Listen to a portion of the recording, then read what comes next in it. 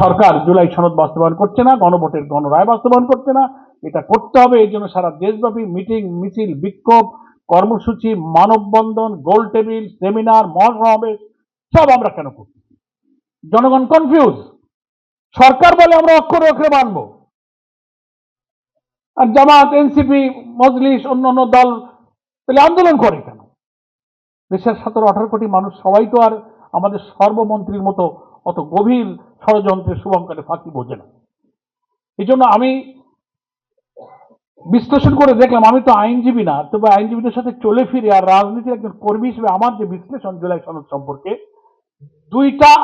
চারটা শব্দ, দুই জোড়া। এখানে একটা হলো গণভোট আর জুলাই সনদ, এটা নিয়ে একটা প্যাচ লাগাইছি। ওনারা জুলাই সনদ মানবেন বলেন, কিন্তু একদিনও কিন্তু আইনমন্ত্রী, স্বরাষ্ট্রমন্ত্রী, প্রধানমন্ত্রী একদিনও বলেনি যে আমরা গণভোটের গণরায় মেনে নেব। বলেছে কোনোদিন? বলে। খালি গণভোট থেকে জুলাই সনদ ওনারা ডিফারেন্স করে ফেলেছেন। এলে আর একটা কনস্পিরেসি। আরেকটা হচ্ছে সংশোধন আর সংস্কার, এ আর এক ভেজাল। একটা রিফর্ম আর একটা অ্যামেন্ডমেন্ট। মানুষ মনে করে কি রে, বিএনপি তো সংবিধান সংশোধন করতেই চায়, জামাত না বলে কেন? একটা কমিটি বানাইছে, বিশেষ কমিটি যোগ দিলেই তো হয়। What is difference between reform and amendment? এটাও তো জনগণ একটু বোঝা লাগবে কিনা বলেন। তাহলে জুলাই সনদ আর গণভোটের পার্থক্য, এখানে 84টি সংস্কারের বিষয়ে ঐক্যমত্য কমিশন প্রস্তাব করেছে। সেই 84টির অনেক দফায় বিএনপিরও নোট অফ ডিসেন্ট আছে, জামাতেরও নোট অফ ডিসেন্ট আছে, কোনো কোনো দলের কম বেশি নোট অফ ডিসেন্ট আছে। কিন্তু কমিশন 84টি বিষয়ে প্রস্তাব করেছে, তার ভিত্তিতে গণভোটে 4টি প্রশ্নকে সামারাইজ করে দেওয়া হয়েছে, সেখানে কিন্তু কোনো নোট অফ ডিসেন্ট নাই। ঐক্যমত্য কমিশন জুলাই সনদের ভিত্তিতে এবং গণভোটে যে অর্ডিন্যান্সটা জারি হয়েছে 25শে নভেম্বর 2025, আর প্রেসিডেন্সিয়াল অর্ডার যেটা হয়েছে সংবিধান আদেশের সংস্কার আদেশ, সেটা হচ্ছে 13 নভেম্বর 2025। একটা হলো অর্ডার, একটা হলো অর্ডিন্যান্স। সেখানে সব ব্যাখ্যা করা আছে। এবং যে গেজেটটা প্রকাশিত হয়েছিল 13 নভেম্বর 2025, এখানে গণভোটে আমরা যে হা ভোট দিয়েছি না 4টে প্রশ্ন, এখানে এই গেজেটের মধ্যে উল্লেখ আছে। ওখানে কিন্তু জুলাই সনদের সব সংস্কারের প্রস্তাবকে একেবারে সারবস্তু করে এই পয়েন্ট আপনি হা থাকলে হা ভোট দেবেন। তাহলে জুলাই সনদের এই বইতে নোট অফ ডিসেন্ট আছে, কিন্তু গণভোটের ব্যালটে কোনো নোট অফ ডিসেন্ট নাই। রহস্যটা বুঝেছেন কিনা? গণভোট যদি মানা হয়, তাহলে বিএনপি যে 14 থেকে 15টা সাংবিধানিক পরিবর্তনের ব্যাপারে ভিন্ন মত দিয়েছে, নোট অফ ডিসেন্ট দিয়েছে, ওইগুলো আর তারা কার্যকরী করতে পারবে না। সেই 12-14টা পয়েন্টই হচ্ছে সংবিধানের এমন মৌলিক বিষয়, প্রধানমন্ত্রী, প্রাইম মিনিস্টার ছাড়া আর পার্টি চিফ থাকতে পারবেন না। আপার হাউজের ব্যাপারে প্রপোর্শনাল রিপ্রেজেন্টেশন পদ্ধতি, সমস্ত সাংবিধানিক পদ, কনস্টিটিউশনাল পোস্টগুলোকে প্রধানমন্ত্রী, রাষ্ট্রপতি ইচ্ছায় পূরণ করা যাবে না। সেখানে ট্রেজারি বেঞ্চ, অপোজিশন বেঞ্চ, আলাদা সার্চ কমিটি করে নিরপেক্ষভাবে আমাদের জুলাই অভ্যুত্থানের সন্তানদের যে দাবি, উই ওয়ান্ট জাস্টিস, কোটা নয় মেধা, ছাত্রলীগ বা যে কোনো সরকারি ক্ষমতাসীন দলের লোকদেরকে দেখে দেখে পিএসসির ক্যাডার সার্ভিসে ঢুকাবেন। এখান থেকে বেরিয়ে আসতে গিয়েই তো এক দফার আন্দোলনের জন্ম হয়েছিল। কথা আমি বুঝাতে পারছি কিনা? গুরুত্বপূর্ণ এই সব জায়গাতে বিএনপি নোট অফ ডিসেন্ট দিয়ে বলেছে তারা চায় anti corruption commission, public service commission, attorney, auditor general, controller general, তারপরে আপিলের ডিভিশনের জাস্টিস, চিফ জাস্টিস, কেয়ারটেকার গভর্নমেন্টের সিস্টেম, এর মৌলিক জায়গাগুলোতে বিএনপি নোট অফ ডিসেন্ট দিয়েছে। এর রহস্য তো জনগণ জানে না। তো এই জুলাই সনদ উনাদের ভাষায় অক্ষরে অক্ষরে মানার অর্থ হলো ওই ভিন্ন মত বাদ দিয়ে যা থাকবে তাই ওনারা মানবেন। ভিন্ন মত বাদ দিলে যা থাকে সেটা একেবারে ইমেটেরিয়াল, এটা দিয়ে দেশের রাষ্ট্র কাঠামোর কোনো গুণগত পরিবর্তন হবে না। কথা বুঝেছেন?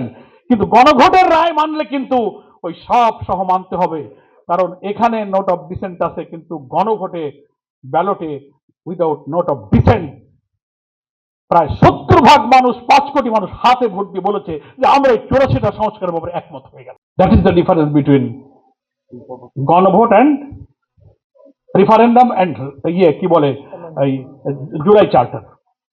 জুলাই এখন আলাদা হয়ে গেল, ওনারা আলাদা করে ফেলেছেন।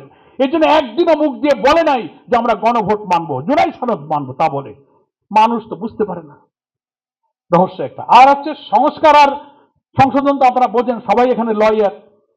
সংশোধনটা হচ্ছে কারেকশন, অ্যামেন্ডমেন্ট, একটা বাক্য, একটা শব্দ, একটা প্যারা, একটা অধ্যায় আপনি কিছু ছোটখাটো কারেকশন করে দেবেন।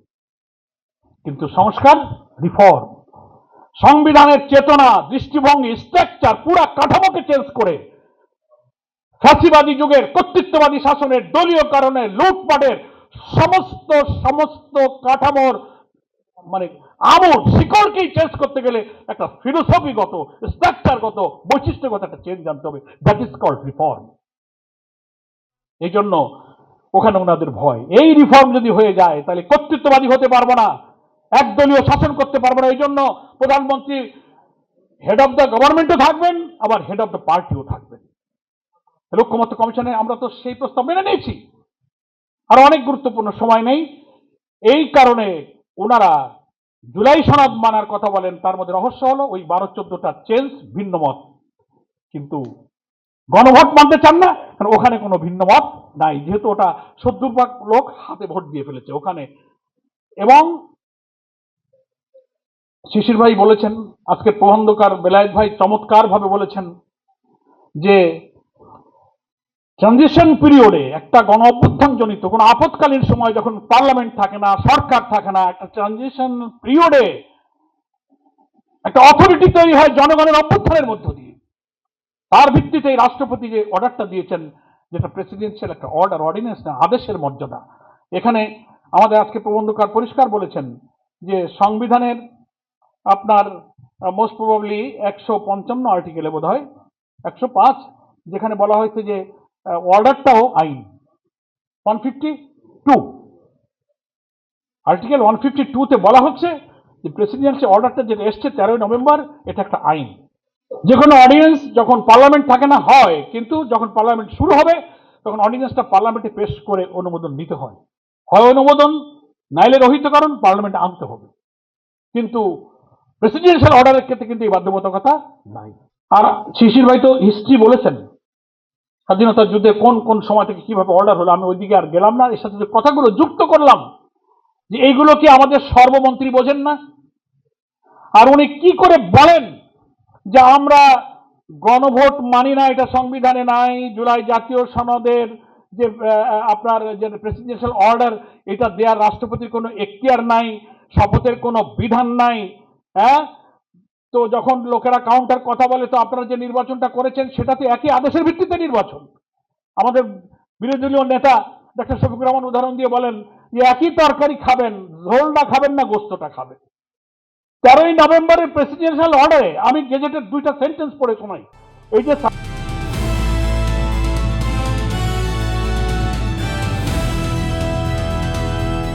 দিনাজপুর টিভি, মানুষের জীবনের কথা বলে।